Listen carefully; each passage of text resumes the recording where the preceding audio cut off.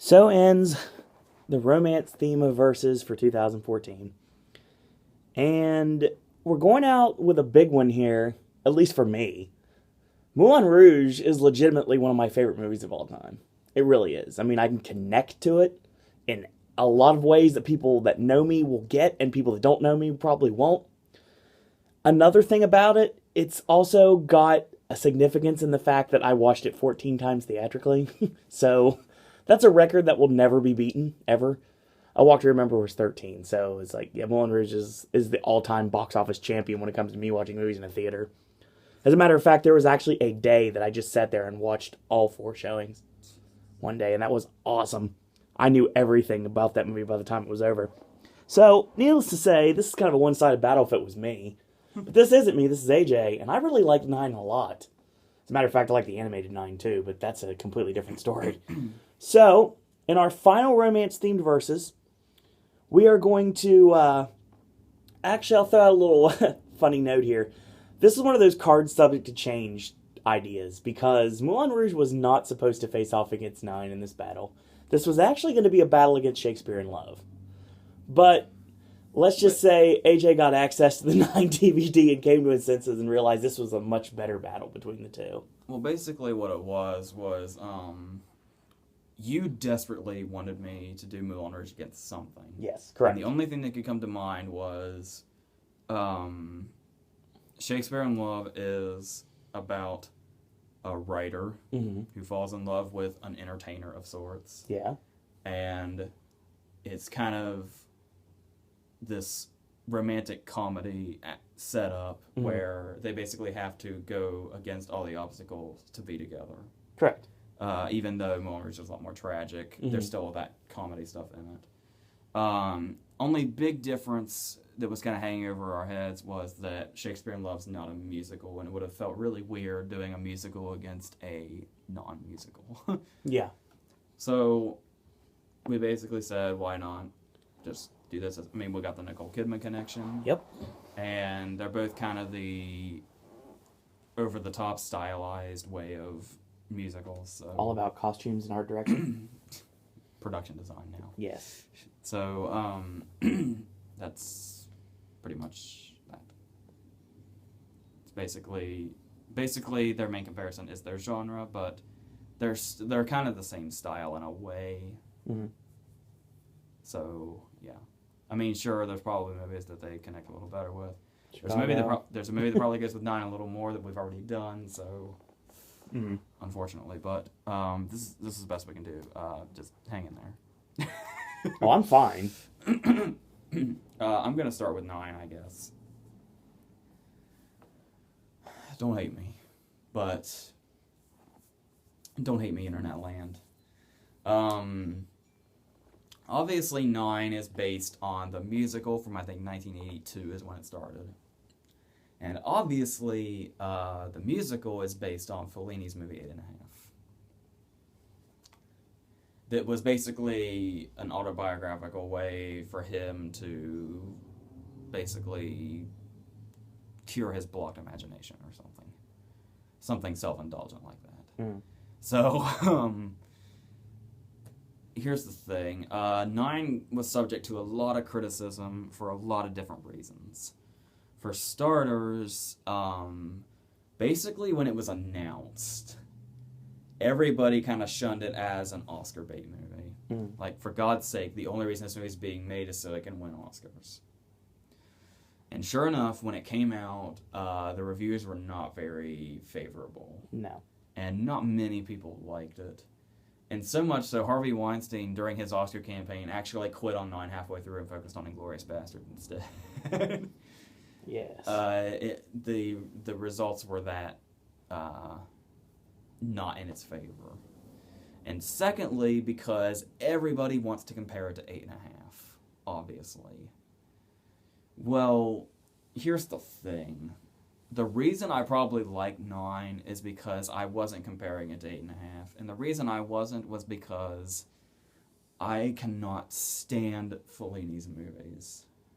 He has a couple. He has, like I haven't seen, I think La Dolce Vita was him, but I didn't see it yet. But there's, like, Knights of Cabiria, I think it's called, and La Strada. Those movies I didn't mind, but for the most part, Fellini's movies are artsy, self-indulgent garbage that's totally meaningless. Including 8.5. Especially 8.5, because that basically celebrates how meaningless his movies are. Okay. They even acknowledge that in the movies themselves, where they say the plot of the movie. I mean, I guess you can kind of give him credit for, you know, kind of going into self-parody here, but basically what the plot of 9 and 8.5 is basically we have Guido, who is basically Fellini. And he's trying, despite all the troubles in his life, he's trying to make a movie without even having a script. So they basically just say, let your camera tell the story. So he starts filming his movie with no script. And you can pretty much tell that seems to be how most of Fellini's movies were made. And I know people are he's one of the most beloved directors of all time, but I just never ever was really taken by him at all. So needless to say, I didn't watch 9 going, 8.5 did all this better. So that probably helped. And yeah, I can totally get criticisms for 9, because 9 is quite of a mess of a movie, but that's okay. To me, anyway. Basically, 9 is a way to get a bunch of famous, sexy actresses to do really sexy musical numbers, and then for the movie to end. Yeah. That's basically what 9 is. But at its center, you have this great performance by Daniel Day-Lewis. I don't care what anybody says.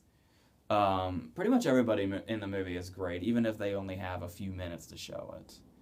Yeah, I know you have to really divide up the screen time, and they probably could have done that a little better, but everybody that's there does what they can.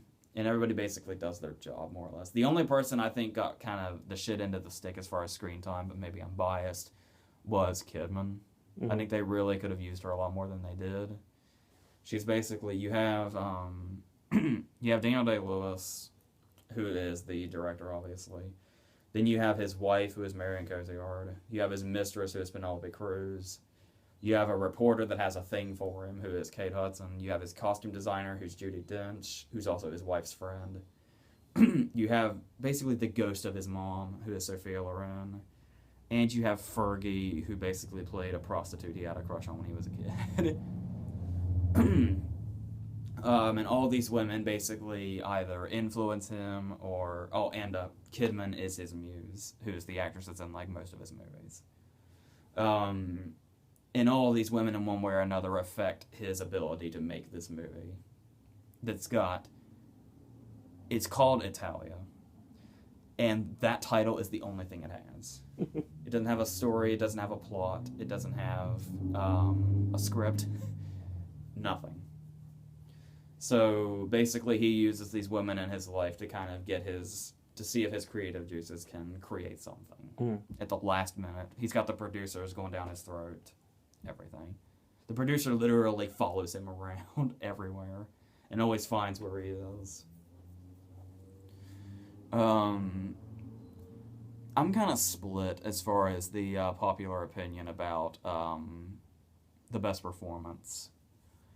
Most people agree that the MVP of 9 is Marion Cotillard, who is great because she's just got this... Marion Cotillard just has this charming French woman way about her.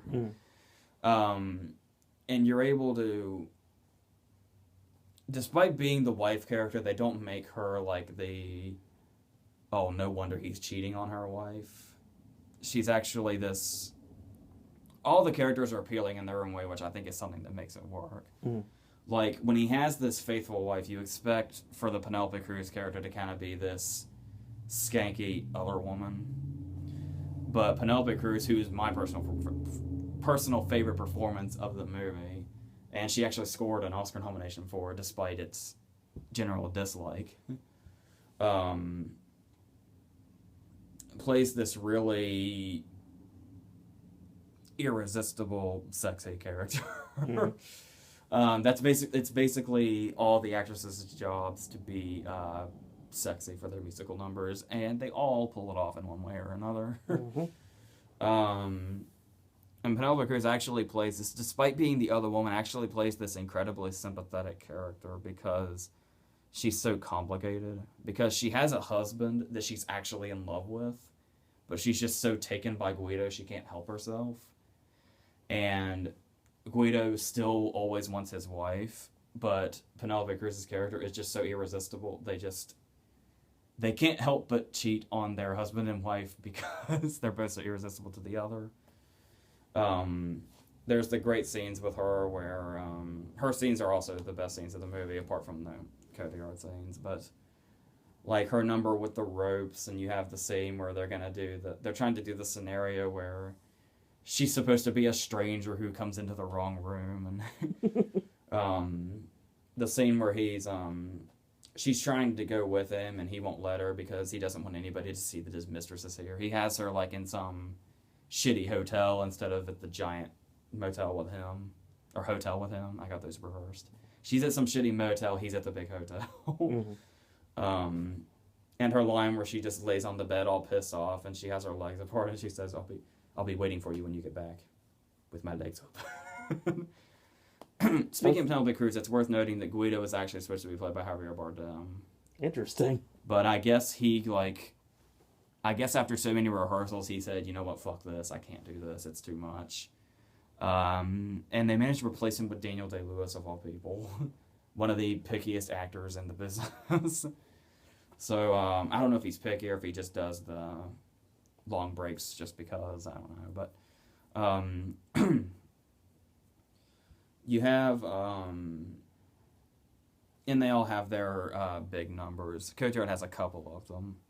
They say, I don't know for sure. I don't know the shows like this, but to my understanding, they took out 3 songs from the show and they put in 2 new songs. I think the 2 new, obviously one of the original songs is the one that was nominated, which is the one that Cotillard sings, where she's basically doing a striptease with Guido watching in the back, and it's basically a song about how she's leaving him forever because she's tired of his bullshit. And I think the Kate Hudson number was also added. The one that basically looks like a Project Runway episode. Just a little flashier. Which some people consider a weaker number, so I don't know. I don't have the other 3 to compare them, so... I think the main number that most people remember is the Fergie one. The Be Italian song, where he recalls meeting this prostitute on the beach in his childhood.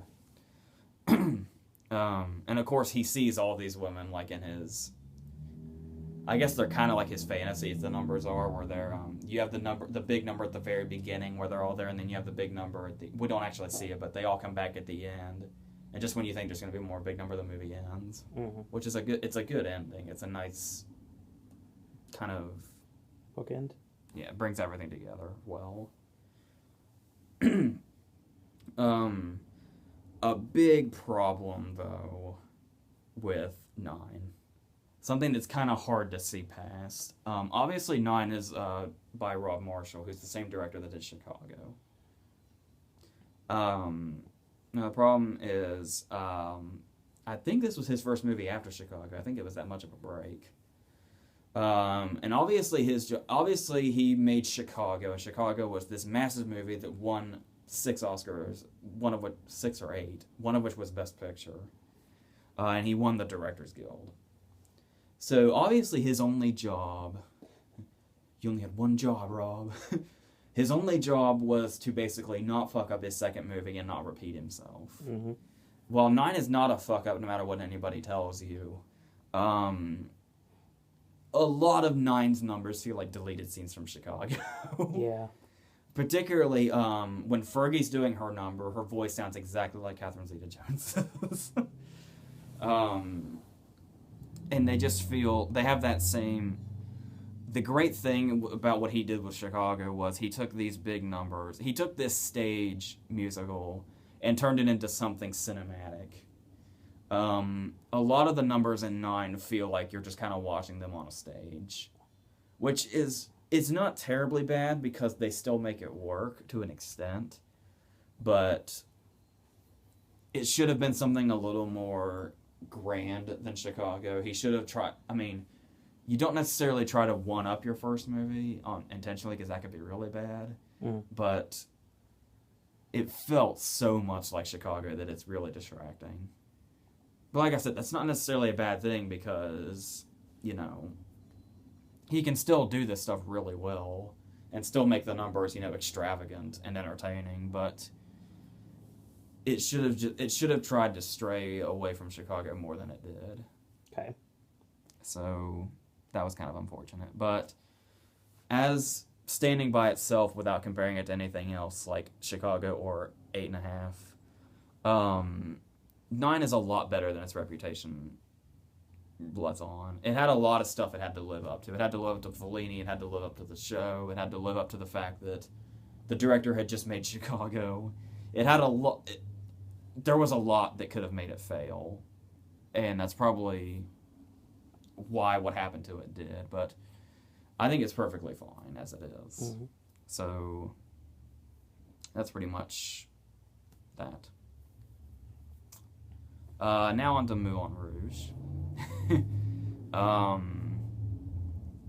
Well, here's the thing. Moulin Rouge used to be one of my all-time favorite movies. And like you, I watched it like a billion times. But nowadays, it's not so much. I wouldn't necessarily put it on my favorites list now. I think it's kind of been bumped out. But still. Here's the thing. Moulin Rouge has a very simple story. Mm-hmm. So much so that it tells its story twice within the movie. Within itself. You have Christian, who comes to Paris right before the turn of the century. And he's basically trying to... his main objective is to find love in Paris. Mm-hmm. So, basically, he meets Toulouse-Lautrec and all the other actors, like the unconscious Argentinian and all those other guys. And Toulouse is this artist who basically is going to help him by taking him to the Moulin Rouge and having him pose as a writer, where they'll meet Satine, and it'll go from there. Well, naturally, Satine is basically supposed to be set up with the Duke, who is an amazingly, awesomely hammy Richard Roxburgh.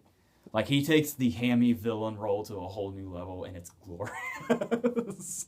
I'm not a jealous man, I just don't like other people touching my things. It's a great line.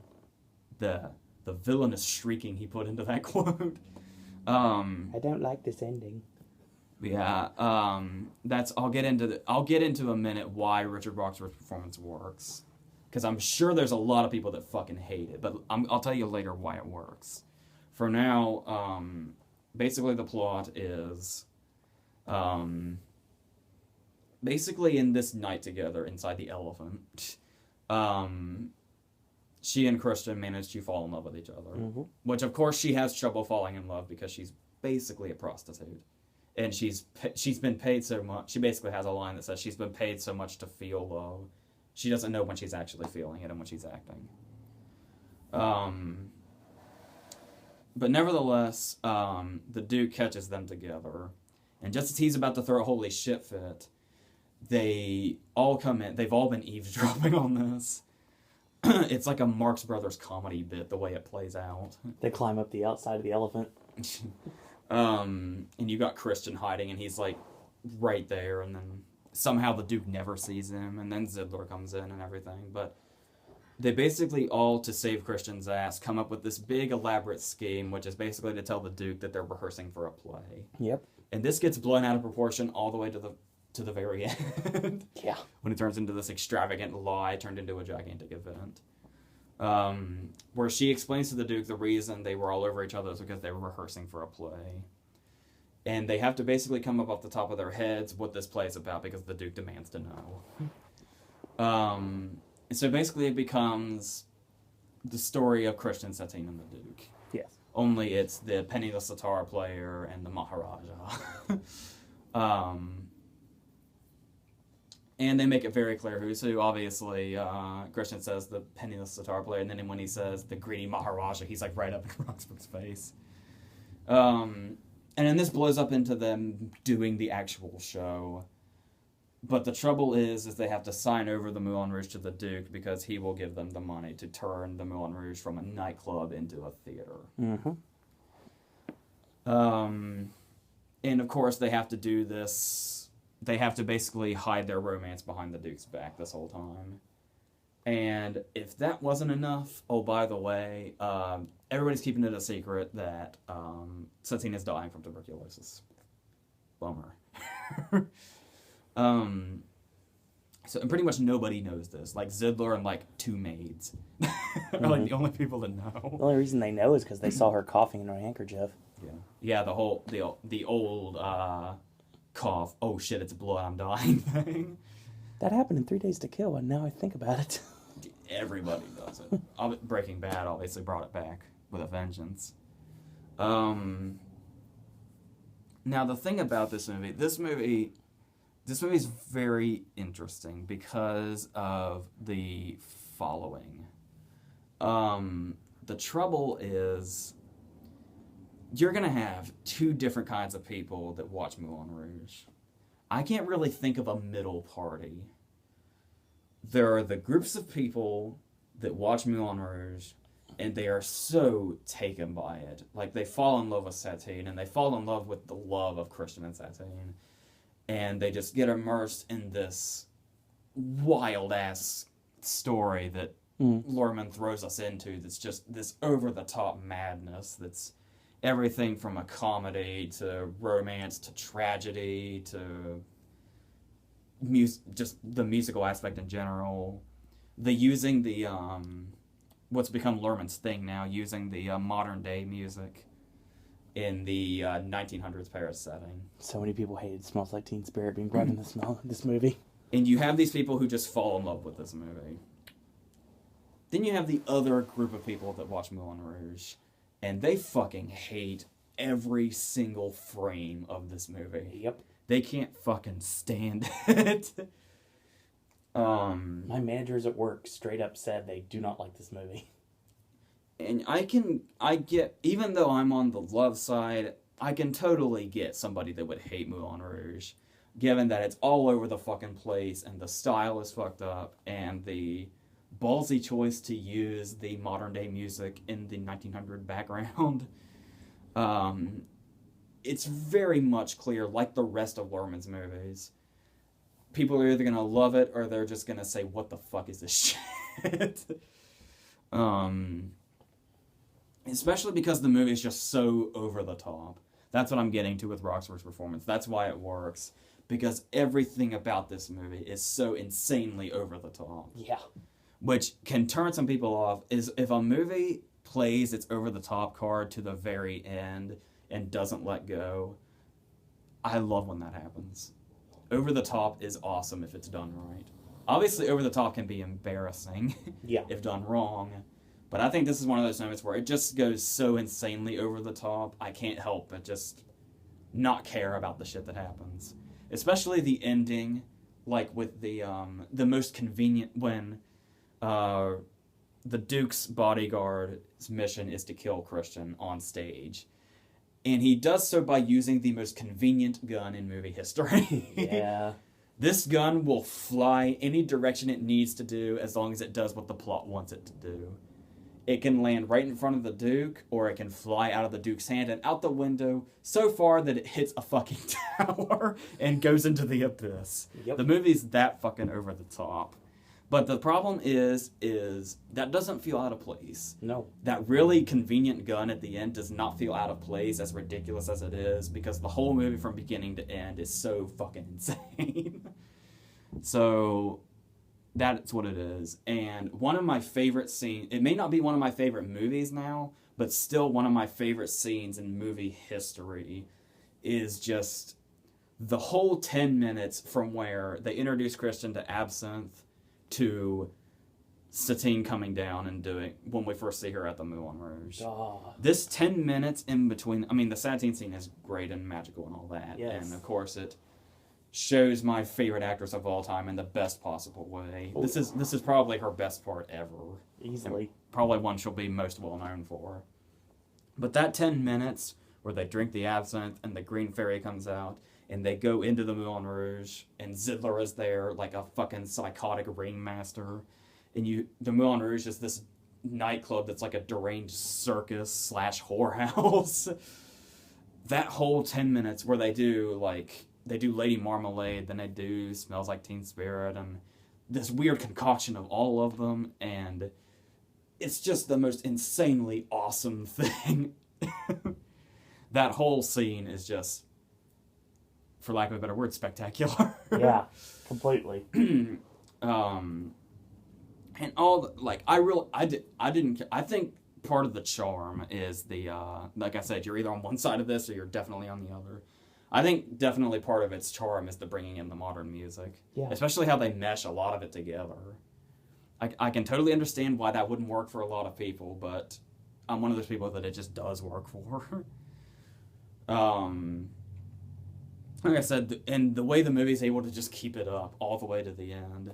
The whole ending where we actually have the big show is also just insanely the show's called Spectacular. Yes, it is. I can't think of another word to say, but it's just this glorious, wild ride of a movie. And yeah, it is a little weird the way the tone is off because there's never really a smooth transition. It'll be like 1 minute it's a wacky comedy, the next it's like really fucking tragic and dark, and the next minute it's like this jovial musical. Yeah, I understand the tone is totally off, but this whole movie is just so wild, it doesn't really seem to stand out.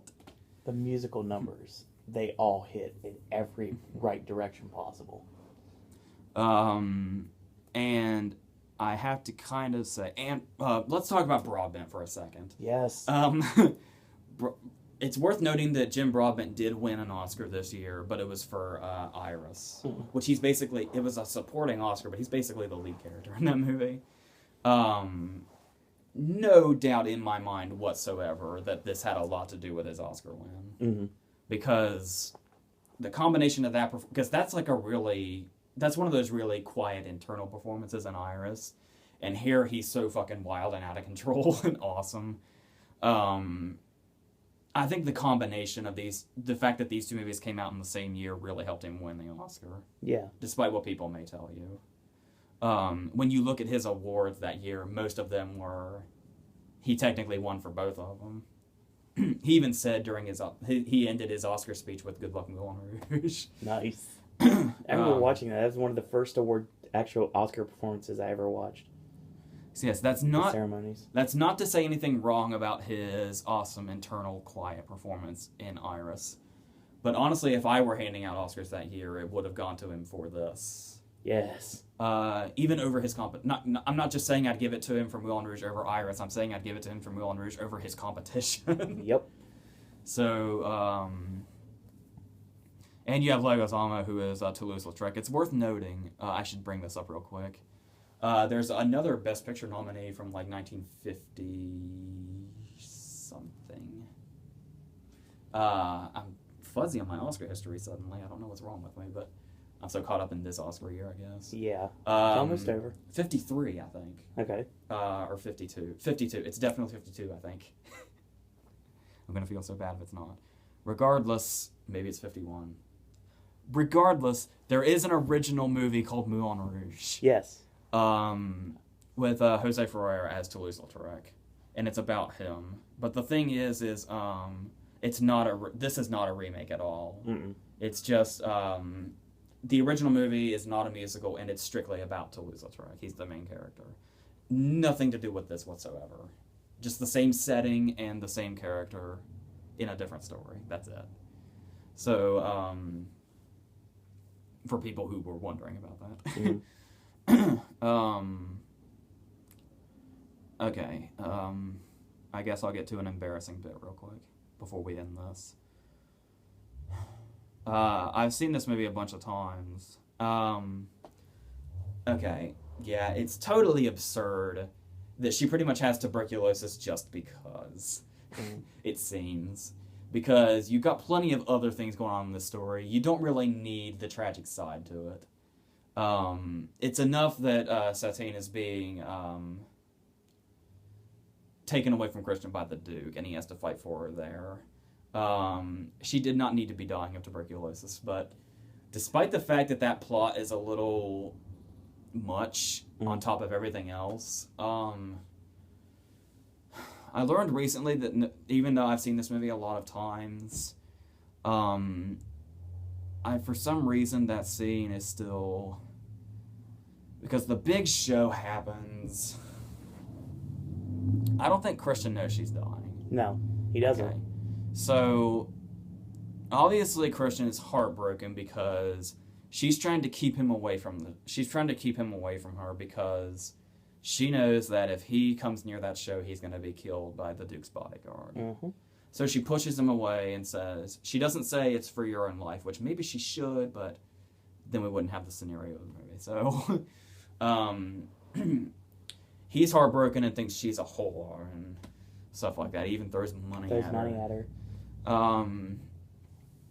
But then finally, she sings a song in her big Oscar moment. And he realizes within this song, when he listens to her, that that's not the way it is. And she really does love him. Yep. And finally, their love has overcome all obstacles. Zidler knocks the Duke the fuck out. And they end up together, and the Duke leaves, and the curtain closes, and they're finally together. And they've combined Come What May with Children of the Revolution, and everything is this big, happy thing. Happily ever after is for sure to ensue. The waterworks have already started. And then she just fucking dies right there. And Christian has no idea why this happened. No. And we see him broke, alone. He's got the beard out, and he's writing the story on his typewriter in a tower all by himself. And that's where the movie ends. Oh, God. It's bookended by Nature Boy by David Bowie. Yeah, you got Lego Alamo doing it, and then I think that's Ewan doing it at the end. Yeah. And even though that just seems a really contrived way to squeeze tears out of people, it works. Oh, God. God dang, does it work. I get mad at myself, too, because I was like, I've seen this movie like 20 times, and it's really ridiculous that they went that far, because there's really no... It's just a manipulative way to turn the movie into a tearjerker. But I can feel my eyes getting, like, really hot, like there's something in them. Why? God damn it. I will go out on a limb and say this right now. This is probably not a very favorable opinion, but this is my personal opinion, and it always has been. I truly believe that Come What May is one of the greatest songs in movie history. Because it can elicit a reaction the second you start hearing the beginning of it. All I have to do is hear the first couple chords of it, and I know it's about time for Waterworks. Oh, God. So, all the songs are phenomenal, but just Come What May is such an incredible song. And it's a shame there were so many, like, red tape, the reason why I couldn't get nominated for the Oscar. So, that's that, yeah. And yeah, this movie is also the reason why you, among, I'm sure, other people, can't hear the 20th Century Fox theme without hearing The Hills Are Alive right after it. Nope. And the way still do it to this day. The way they combine The Hills Are Alive with Children of the Revolution right when the green fairy comes out of the bottle is really, that just, like I said, that whole 10 minutes from there, that moment to when they go to the Moulin Rouge, that's one of my favorite portions of a movie ever. Which is the first time most people have ever seen Kylie Minogue, too, because she was the green fairy. Yeah, and it's worth noting, he's even in the credits when the green fairy screams. It's Ozzy. And he gets a credit. Yep. He gets a credit just for that. He deserves it, too. So, obviously between these two, it's Moulin Rouge by a landslide, Yes. but the moral of the story is, despite how ridiculous and over the top it is, Moulin Rouge is awesome no matter what you say. And Yes. 9 is actually a pretty decent movie no matter what you say. So, Yes, it is. despite everything it gets compared to. So, that's that wraps us Well, up. this review is about truth, beauty, freedom, and above all things, love. And that's what this entire month was. And now it's over, and now we can move on. So, in March, Oscar Sunday, actually, we're doing a different kind of Oscar-themed verses in more ways than one, and you'll get to see what we're talking about very soon. And then after that, we won't have another theme month till October, so we're going to throw out some really interesting things. I have a verses list that's going to get us way into 2015 right now. So we actually have, we don't know what goes where, but we know that there are some really awesome ones coming. So stay tuned to verses. AJ, any parting words? I think that's it.